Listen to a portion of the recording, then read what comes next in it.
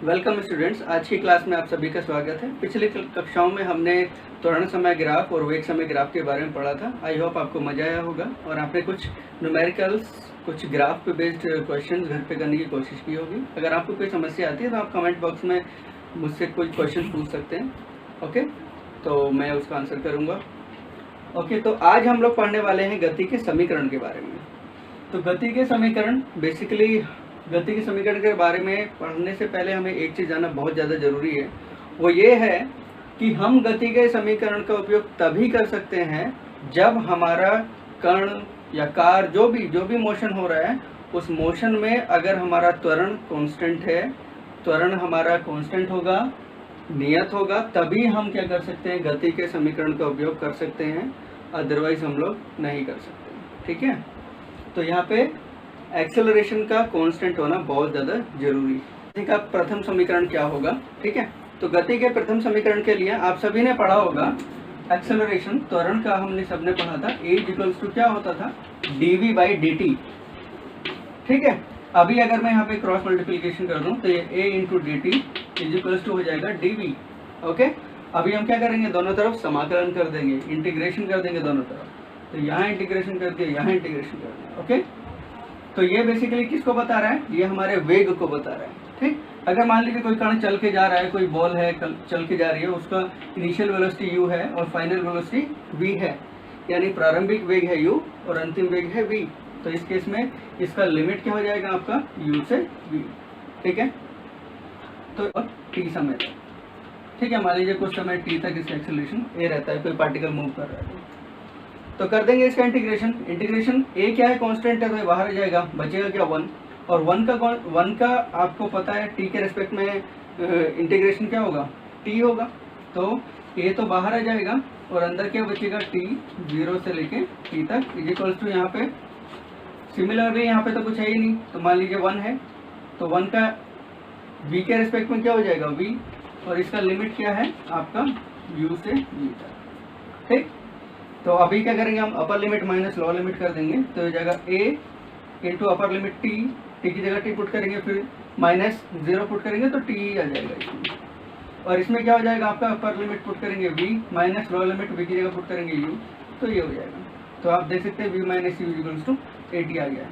अभी जो माइनस का u है इसको इधर ले आएंगे, तो इधर लेके आएंगे तो v इक्वल्स टू हो जाएगा u प्लस 80। और यही आपका क्या है? गति का पहला समीकरण है। ठीक है, ये आप नोट कर लीजिए। अब देखते हैं हम गति का दूसरा समीकरण। अभी हमने सबने पढ़ा था आगे कि v इक्वल्स टू होता है हमारा dx बाई dt। ठीक है, सभी ने पढ़ा था। तो यहाँ पे क्या होगा? अगर मैं इसकी क्रॉस मल्टीप्लीकेशन कर दूं तो ये हो जाएगा v into d t is equals to dx। ठीक है, अभी फिर क्या करेंगे? दोनों तरफ इंटीग्रेशन कर देंगे। और अभी हमने ड्राइव किया हुआ है v इक्वल्स टू होता है u प्लस 80। बस यही v की जगह आप v equals to u plus 80 put कर देंगे फ्रॉम इक्वेशन 1। तो यहाँ पे आप लिख सकते हैं फ्रॉम इक्वेशन 1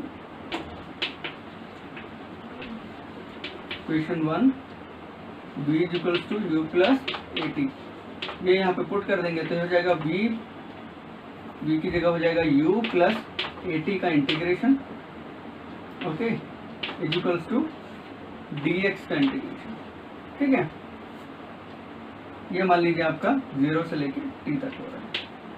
ठीक, ये मान लीजिए 0 से लेके s तक हो रहा है। जहाँ तक भी आपका कोई पार्टिकल है मूव करते हुए जा रहा है, मान लीजिए s डिस्टेंस उसने ट्रेवल किया, initial velocity v, final velocity, initial velocity u, final velocity v। ठीक है, तो अब क्या हो जाएगा? अब इसका t के रेस्पेक्ट में हम लोग क्या कर देंगे? डिफ्रेंशिएशन कर देंगे, तो सॉरी इंटीग्रेशन कर देंगे। चलिए, तो अभी हमें क्या करना है? दोनों तरफ इंटीग्रेशन कर देना है। इंटीग्रेशन ऑफ u क्या हो जाएगा आपका? देखिए यहाँ पे देख लेते हैं, तो ये हो जाएगा आपका integration of u dt plus integration of 80 dt is equals to integration of dx। ठीक है, ओके, तो देखिए u क्या है? कांस्टेंट है, तो बाहर आ जाएगा, अंदर बचेगा यहाँ पे 1 बचेगा। ठीक है, तो 1 इंटू डी टी मतलब 1 का इंटीग्रेशन तो आपको पता है टी होता है, तो यहाँ से आपका आ जाएगा यू टी प्लस, अब इसका ए टी का इंटीग्रेशन करना है हमें डी टी के टी के रिस्पेक्ट में, तो ए क्या है कांस्टेंट है, तो ए तो बाहर आ जाएगा, ठीक है। अब टी का इंटीग्रेशन, टी का मतलब वही जैसे कि मैंने बताया था पहले, अगर कहीं पे आपको x का इंटीग्रेशन करना है तो वो होता है x की पावर n का अगर इंटीग्रेशन करना है तो x की power n plus 1 divided by n plus 1। Similarly यहाँ पे अगर t की पावर 1 है तो ये हो जाएगा t की power 1 plus 1 divided by 1 plus 1। तो t का इंटीग्रेशन क्या हो जाता है टी स्क्वायर बाई 2, तो यहाँ पे t का इंटीग्रेशन क्या आ जाएगा t square by 2 equals to, अब इसको हम लोग रिप्रेजेंट कर देते हैं इंटीग्रेशन ऑफ डी एक्स को s से, ठीक। ये जो टोटल डिस्टेंस उसने ट्रेवल किया है s, तो यहाँ से आप देख सकते हैं s इज इक्वल्स टू आपका आ जाता है you t plus half a t square, ठीक है। यही हमारा क्या है दूसरा गति का समीकरण, ओके, ये आप नोट कर लीजिए। तीसरा समीकरण क्या होगा गति का, देखते हैं। हम सबने पढ़ा था a इज इक्वल्स टू होता है आपका, a इज इक्वल्स टू होता है dv बाई dt, ठीक है। मैं दोनों तरफ क्या करता हूँ, dx से ऊपर और dx से नीचे मैंने मल्टीप्लाई कर दिया, तो इसको मैं ऐसे लिख सकता हूँ dx by dt into dv by dx लिख सकते हैं। तो ये हो जाएगा आपका dx by dt into dv by dx, ठीक है। ये क्या a के इक्वल्स टू बराबर होगा, ठीक है। और dx बाई dt क्या होता है, आप सबको पता है dx बाई dt v होता है, तो यहाँ पे क्या होगा a इज इक्वल्स टू हो जाएगा आपका v into d v by d x, ठीक। और अगर मैं अभी इस dx की इधर क्रॉस मल्टीप्लिकेशन कर दूं यहाँ पे, तो ये इस तरीके से हो जाएगा a into d x is equals to हो जाएगा v इंटू डी वी, ठीक है। ये करेंगे दोनों तरफ इंटीग्रेशन कर देंगे, ठीक है। अब इसका लिमिट क्या हो जाएगा, मान लीजिए कोई पार्टिकल है मूव करते हुए जा रहा है, initial velocity u, final velocity s distance इसने मान लीजिए ट्रेवल किया है, टोटल डिस्टेंस s, तो इसका लिमिट हो जाएगा 0 से s, ठीक है। x का मतलब डिस्प्लेसमेंट का लिमिट, ठीक है। और यहाँ पे v मान लीजिए हमारा इनिशियल में u है और फाइनल में क्या हो गया v हो गया, ठीक। तो a तो हमेशा कांस्टेंट है तो ये बाहर आ जाएगा, ठीक है। अंदर क्या बचेगा 1, ठीक है। और 1 का जो इंटीग्रेशन होगा यहाँ पे वो x होगा, ठीक है। फिर उसके बाद हम upper limit minus lower limit करेंगे, तो यहाँ पे a इंटू एस बचेगा फाइनली। और यहाँ क्या हो जाएगा v के रिस्पेक्ट में v का अगर हम इंटीग्रेशन करेंगे तो हो जाएगा हमारा v स्क्वायर बाई 2। जैसे भी हमने देखा था t के रिस्पेक्ट में t का किया था हमने, तो ये आपका आ गया था t square by 2, similarly v square by 2 हो जाएगा। और यहाँ पे अभी हम क्या करेंगे upper limit minus lower limit put कर देंगे, तो वही v square minus u square by 2 हो जाएगा, तो हो जाएगा v square by 2 minus u square by 2, ठीक। तो हाफ यहाँ से चाहे तो कॉमन ले सकते हैं, तो ये हो जाएगा हाफ यहाँ से कॉमन ले लेंगे, तो ये हो जाएगा v स्क्वायर माइनस का u square k into S, ठीक है। 2 की इधर क्रॉस मल्टीप्लिकेशन कर देंगे, तो ये आपका हो जाएगा 2as is equals to v square minus u square, ठीक है।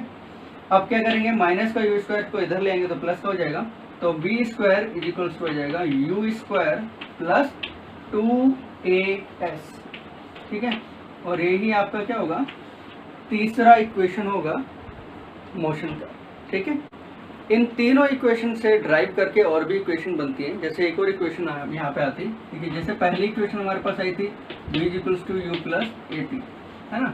तो यहाँ से हम बोल सकते हैं कि a इज इक्वल्स टू होता है v minus you by T, ठीक। जैसा कि आप सब जानते हैं वेग में परिवर्तन की दर को ही हम लोग त्वरण बोलते हैं, ठीक है। ये टी हो जाएगा, ठीक। और दूसरा इक्वेशन जो आया था हमारा वो क्या था s is equals to u t plus half a t square, ठीक है।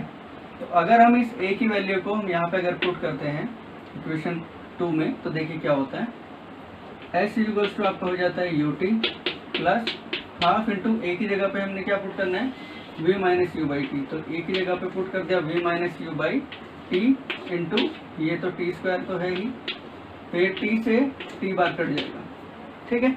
तो बचेगा क्या s equals to u t plus half into v t minus u t, t की अंदर मल्टीप्लाई कर देंगे तो इसको हम ऐसे भी लिख सकते हैं VT माइनस UT बाई 2। ठीक, अब 2 का एलसीएम ले लेंगे तो यहाँ बचेगा 2 की इधर मल्टीप्लाई हो जाएगी, ये हो जाएगा 2UT plus VT minus UT। अब 2UT से 1UT माइनस करेंगे तो 1UT बचेगा, तो S इक्वल्स टू आ जाएगा हमारे पास UT प्लस VT बाई 2। अब यहाँ से अगर हम T कॉमन ले लें तो ये आ जाएगा S equals to U plus V by 2 into T। ठीक है, तो अगर हमसे डिस्प्लेसमेंट या डिस्टेंस अगर हमसे पूछ रहा है तो हम ऐसे भी निकाल सकते हैं। Okay, initial velocity, final velocity दिया हुआ है और टाइम दिया हुआ है, तो इस तरीके से भी निकाला जा सकता है। ये आपका हो जाएगा इक्वेशन नंबर 4 में। लास्ट है nवें सेकंड में तय किया गया विस्थापन। तो nवें सेकंड में तय किया गया विस्थापन कैसे ड्राइव होता है, उसके लिए क्या करना है, Sn equals to UN plus half AN square minus U into N minus 1 plus half AN minus 1 का स्क्वायर। अगर हम इसको सॉल्व करेंगे तो हमारे पास मिलता है nवें सेकंड में तय किया गया विस्थापन S equals to U plus A by 2 into 2N minus 1। ठीक है, तो ये हमारा आता है nवें सेकंड में तय किया गया विस्थापन। ठीक है, ये आप नोट कर लीजिए, ये हमारा 5वां इक्वेशन आ रहा है। ठीक है, तो गति के समीकरण को समझने के लिए हमें बहुत सारे न्यूमेरिकल्स करने की ज़रूरत है। जितने ज़्यादा से ज़्यादा हम न्यूमेरिकल्स करेंगे उतना ज़्यादा से ज़्यादा गति के समीकरण को समझ पाएंगे। तो गति के समीकरण को समझने के लिए यहाँ पे मैंने एक न्यूमेरिकल लिखा हुआ एक एग्जांपल है। एग्जांपल ये है कि एक कण स्थिर अवस्था से चलना प्रारंभ करता है। ठीक है, स्थिर अवस्था से एक समान गति करना प्रारंभ करता है। यदि कण पहले 10 सेकंड में S1 दूरी और अगले 10 सेकंड में S2 दूरी तय करता है तो S1 और S2 का अनुपात क्या होगा। आइए देखते हैं इसका सॉल्यूशन।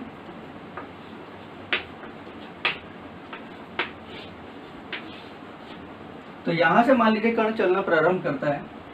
ठीक है, ये पहले 10 सेकंड में यहां से यहां तक पहुंचा वो। ठीक है, S1 दूरी तय किया इसने और अगले 10 सेकंड में इसने कितना दूरी तय किया, S2 दूरी तय किया। ठीक है, तो और आपको पता है इनिशियल वेलोसिटी कितना होगा, 0 होगा। ठीक है, प्रारंभिक गति। ठीक है, सवाल में दिया हुआ है। तो हमें पता है S इक्वल्स टू क्या होता है, UT plus half AT square. ठीक है, त्वरण इसका सेम है। ठीक है, तो जितना त्वरण यहाँ से यहाँ तक जाने में है उतना ही त्वरण यहाँ से यहाँ तक जाने में है। ठीक, तो पहली दूरी के लिए क्या हो जाएगा, S1 इक्वल्स टू, अब U तो क्योंकि इनिशियल वेलोसिटी 0 है सवाल में दिया हुआ है तो ये 0 हो जाएगा, बचेगा क्या, हाफ A इंटू T1 का स्क्वायर। ठीक है, ये आपका क्या हो गया, इक्वेशन 1। ठीक, अब अगर हम बात करें यहाँ से लेके यहाँ तक के पूरी जर्नी की ट्रेवल की बात करें तो ये हो जाएगा S1 plus S2 is equals to, पूरा यहाँ से यहाँ तक की दूरी ले ली हमने तो ये जाएगा S1 प्लस S2 प्लस फिर से वही half A T1 plus T2 का होल स्क्वायर। क्योंकि इस केस में भी इनिशियल वेलोसिटी 0 दी हुई है तो S1 plus S2 equal to ये आ गया। ये आपका आ गया इक्वेशन नंबर 2। ठीक, अब हमें तो S1 बाई S2 निकालना है। ठीक है, तो S1 बाई S2 निकालने के लिए क्या करते हैं, इक्वेशन 1 को इक्वेशन 2 से डिवाइड कर देते हैं। तो ये आपका इक्वेशन 1 को इक्वेशन 2 से डिवाइड करेंगे तो ये हमारा ये आ जाएगा S1 divided by S1 plus S2 is equals to half A T1 square divided by half A T1 plus T2 का होल स्क्वायर। ठीक है, ये आ जाएगा। अब देखिए हाफ A से हाफ A कट जाएगा तो यहाँ क्या बचेगा, S1 divided by S1 plus S2 is equals to बचेगा T1 square divided by T1 plus T2 का होल स्क्वायर। हमारे पास क्या आ गया, ये S1 by S2 equals to आ गया T1 square divided by T1 plus T2 का होल स्क्वायर। T1 हमें पता है 10 सेकेंड, T1 प्लस T2 भी हमें पता है 20 सेकेंड, दोनों की जगह पुट कर देंगे वैल्यू तो ये हो जाएगा S1 divided by S1 plus S2 is equals to 10 square divided by 20 square. ठीक है, यही होगा। अब आपको पता है 10 स्क्वायर कितना हो जाता है 100, और 20 स्क्वायर कितना हो जाएगा 400। तो ये हमारा 2 0 से 2 0 कट जाएंगे, आएगा 1/4। और 1/4 को क्रॉस मल्टीप्लिकेशन कर देते हैं, तो 4 को मल्टीप्लाई करेंगे इधर तो हो जाएगा 4s1 इजिकल्स टू 1 की इधर मल्टीप्लाई होगी यानी कि s1 प्लस s2।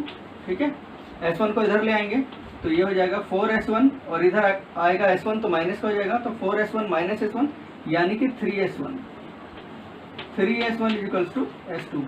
तो यहाँ से क्या करेंगे s1/s2 सीधे यहाँ से निकल के आएगा s1/s2 इजिकल्स टू 1/3।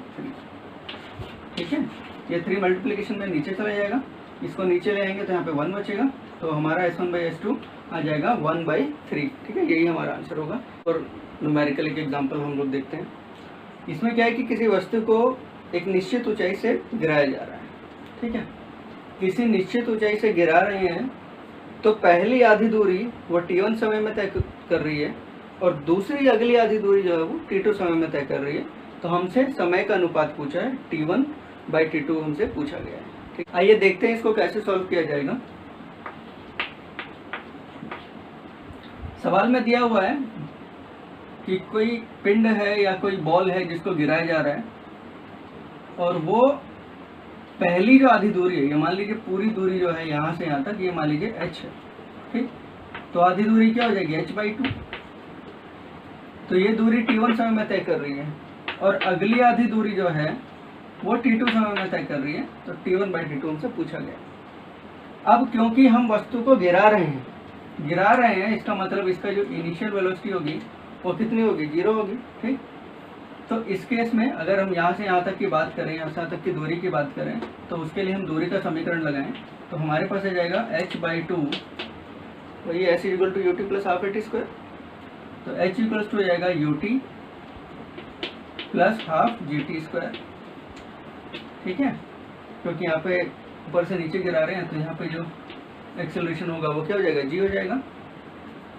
तो u तो 0 है, तो h/2 इक्वल्स टू कितना हो जाएगा इक्वल्स टू हो जाएगा हाफ g, और समय कितना लग रहा है यहाँ से तक आने में t1, तो ये हो जाएगा हाफ g t1 स्क्वायर। ठीक है, ये मान लीजिए इक्वेशन 1। ठीक, अब अगर हम पूरे इस ट्रैवल की बात करें तो पूरे ट्रैवल की अगर हम बात करें तो यहाँ पे क्या हो जाएगा h इक्वल्स टू क्या हो जाएगा u इंटू टी की जगह कितना हो जाएगा, पूरे ट्रैवल की एक बात करें तो t1 प्लस t2 हो जाएगा plus half t1 plus t2 का होल स्क्वायर। ठीक है, तो इस केस में क्या होगा, वही इनिशियल वेलोसिटी 0 है तो यहाँ पे पूरा 0 हो जाएगा। तो h इक्वल्स टू आपके पास कितना बचेगा हाफ t1 प्लस t2 का होल स्क्वायर। ये आप मान लीजिए इक्वेशन नंबर 2। अब क्या करेंगे, हम इक्वेशन 1 को इक्वेशन 2 से डिवाइड कर देते हैं, देखते हैं क्या आता है। तो ये हो जाएगा इक्वेशन 1 को डिवाइड कर रहे हैं इक्वेशन 2 से। ठीक है, इसको करने से क्या होगा, ये होगा h/2 divided by h is equals to हो जाएगा half g t1 square plus half g t1 plus t2 का होल स्क्वायर। ठीक है, अब ये क्या होगा, ये हाफ g से हाफ g कट जाएगा।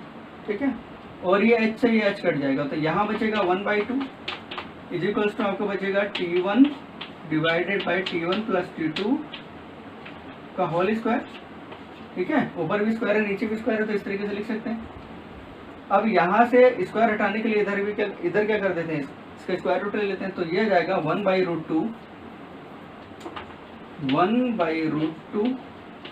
Is equals to t1 divided by t1 plus. ठीक है, ये आप नोट कर लीजिए। आगे सॉल्व करते हैं, तो हमारे पास ये आ गया t1 divided by t1 plus t2 is equals to 1/√2। यही आया हमारे पास, इसका क्रॉस मल्टीप्लिकेशन कर देते हैं, तो ये हमारे पास हो जाएगा √2 इज इक्वल्स टू, इसका इधर मल्टीप्लाई करेंगे तो हो जाएगा t1 प्लस t2 और ये t1 क्या आ जाएगा नीचे आ जाएगा। ठीक है, अब इसको ऐसे कर देते हैं इज इक्वल्स टू t1 इसके भी नीचे होगा इसके भी नीचे, तो जाएगा t1/t1 प्लस t2/t1। ठीक है, t1 से t1 कट जाएगा, तो यहाँ क्या बचेगा √2 is equals to 1 plus t2/t1। ठीक है, अब इसको इधर ले आएंगे तो ये माइनस का हो जाएगा, √2 - 1 = T2/T1। ठीक है, हमें तो T1/T2 निकालना है, तो T1/T2 यहाँ पे देख लेते हैं। तो T1 / T2 = हो जाएगा √2 - 1, सॉरी √2 - 1 नहीं, ये हो जाएगा 1/√2 - 1, क्योंकि इधर भी तो उल्टा हो जाएगा क्योंकि हम दोनों तरफ उल्टा कर रहे हैं। इसको फर्दर आगे सॉल्व किया जा सकता है। इसको फर्दर अगर आगे सॉल्व करना चाहें तो ये कुछ इस तरीके से आएगा। ये हो जाएगा आपका T1 / T2 = 1/√2 - 1। ये है, हम क्या करेंगे, इसके कॉन्जुगेट्स और ऊपर नीचे मल्टीप्लाई कर देते हैं, तो हो जाएगा √2 + 1 /√2 + 1। ठीक है, तो यहाँ से T1/T2 = हो जाएगा √2 + 1। यही होगा आपका आंसर। अभी कैसा है देखो, ये हो जाएगा a + b × a - b, यानी कि a² - b²। तो √2 का स्क्वायर हो जाएगा 2, -1 का स्क्वायर हो जाएगा 1, तो 2 - 1 बचेगा नीचे 1, तो हम इसको ऐसे लिख सकते हैं। तो T1/T2 आपका आ जाएगा √2 + 1। ठीक है, ये आप नोट कर लीजिए। एक और सवाल है, इस सवाल में क्या दिया हुआ है, किसी एक बॉल को ऊपर से 80 मीटर की हाइट से नीचे गिराया जाता है। तो जब ये बॉल यहाँ पे टकराती है नीचे, तो इसका वेलोसिटी कितना होगा जिससे वो टकरा रही है नीचे। और दूसरी चीज़ है पूछी है कि यहाँ से यहाँ तक आने में टाइम कितना लगा होगा। ठीक है, तो यहाँ पे ध्यान देने वाली बात ये है कि बॉल को गिराया जा रहा है, तो जब बॉल को गिराया जाता है, ड्रॉप किया जाता है, तो उस केस में हमारा जो इनिशियल वेलोसिटी होती है वो होती है 0। तो ये हमेशा ध्यान रखना है, जब बॉल को गिराया जा रहा है इसका मतलब इनिशियल वेलोसिटी 0। लेकिन जब थ्रो किया जा रहा है, तो थ्रो जब हम करते हैं तो किसी वेग से, किसी इनिशियल वेलोसिटी से हम उसको फेंकते हैं, या किसी प्रारंभिक वेग से हम फेंकते हैं। ठीक है, तो इस केस में क्या होगा, समय निकालना है और फाइनल वेलोसिटी निकालनी है। ठीक है, और ये दूरी हमको यहाँ से तक दी गई है। ठीक है, तो हम ठीक है, तो पहला इक्वेशन लगा देते हैं। तो हमारा पहला इक्वेशन क्या होता है, v = u + at, यही होता है। ठीक है, लेकिन यहाँ पे ट्रेवल क्या ऊपर से नीचे जा रहा है, एक्सेलरेशन क्या है, g है, तो हमारा v = क्या हो जाएगा, u + gt फाइनल वेलोसिटी। तो v = कितना हो जाएगा, u तो हमारा इनिशियल वेलोसिटी 0 है, प्लस g की वैल्यू यहाँ पे मान लीजिए 10 दी हुई है, 10 मीटर/सेकंड²। ठीक, तो ये हो जाएगा 10 × t। अब टाइम हमें पता नहीं है, तो इसको हम v = 10t ऐसे छोड़ देंगे। ठीक है, टाइम निकालने के लिए हम लोग क्या करते हैं,